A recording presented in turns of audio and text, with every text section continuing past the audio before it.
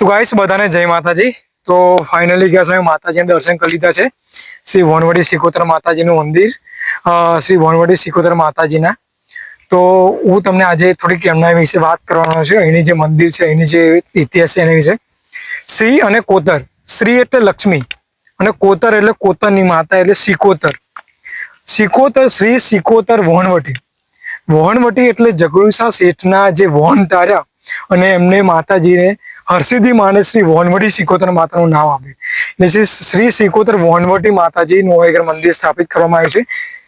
જે રાલજનું જે વણવટી સિકોતર માતાજીનું મંદિર છે તે ખૂબ જ ટેકરા ઉપર હતું। પહેલા જ્યારે જૂનું હતું ત્યારે ટેકરા ઉપર હતું અને અગર પહેલા એક મોટો લાકડાનો સ્તંભ હતો, જે અત્યારે બી અવેલેબલ છે। મેં તમને જેમ વિડીયોમાં બતાવ્યું તેમ, તો એ સ્તંભ ઉપર દીવો પ્રગટાવવામાં આવતો હતો, જેથી જ્યારે જે ખંભાતનો જે દરિયો કિનારે જે વાહન આવે છે એમને માર્ગ નતા મળતા, ત્યારે માતાજીની પ્રાર્થના કરતા હતા કે માતાજી મને માર્ગ બતાવે એમ।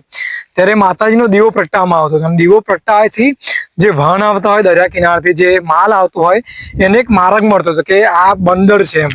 અને જ્યારે ખંભાતમાં પહેલામાં પહેલું બંદર, એક સારામાં સારું બંદર હતું જે ગુજરાતના અંદર એન્ટર કરતું હતું એમ, ખંભાતનું જે બંદર।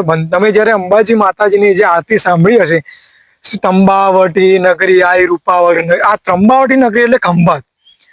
આ ખંભાત છે એ પેલા ત્રંબાવટી નગરી તરીકે જાણીતું હતું। જે ત્રંબાવટી નગરી આઈ રૂપાવટી નગરી એ બી નજીક જ છે।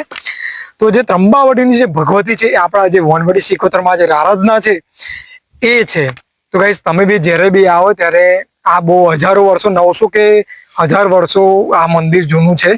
તો તમે જ્યારે બી આવો, જ્યારે ખંભાતથી તમે આવશો ત્યારે 10 કિલોમીટર દૂર છે, જ્યારે કઠાના સાઈડથી આવશો, મારા ગામ તરફથી આવશો ત્યારે એ 17 કિલોમીટર થાય છે, અને આણંદથી કે વડોદરાથી જો તમે આવશો તો 60 કિલોમીટર જેવું થાય છે। તો જ્યારે કદાચ આ તમે ચરોતરના એરિયામાં કદાચ આવો તો શ્રી રાલજ શ્રી વણવટી સિકોતર માતાને દર્શન કરવાનું ભૂલતા નહીં ગાઈસ। જે બહુ જ ઇતિહાસકાર ભરેલું છે, બહુ જૂનું છે।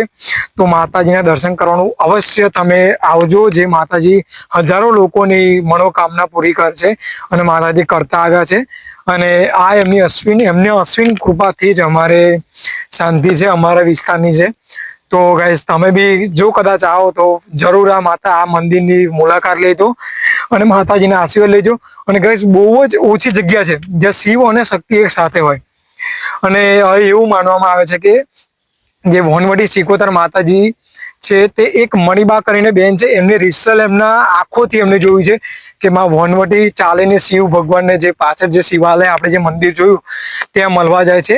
અને આ બહુ ઇતિહાસકાર વાત છે આપણા માટે, અને બહુ ઓછું જોવા મળે છે શિવ અને શક્તિ એક સાથે હોય, અને જ્યાં એક શિવ અને શક્તિ જ્યાં સાથે હોય ત્યાં બહુ એક અનોખું અને એક સત્ય એમાં જોડાયેલું હોય છે। તો ગાઈસ તમે જરૂરથી આ મંદિર પર મુલાકાત લેવામાં આવજો। થેન્ક યુ સો મચ, જય માતાજી। અને ગાઈસ વિડીયોમાં જો નવા હોય તો સબસ્ક્રાઇબ કરી દેજો, જેથી તમને આવા નવા ઇતિહાસો, નવા મંદિરો જે ચરોતરના છે અમે બતાવી શકીએ। તો thank you so much guys, મળીએ।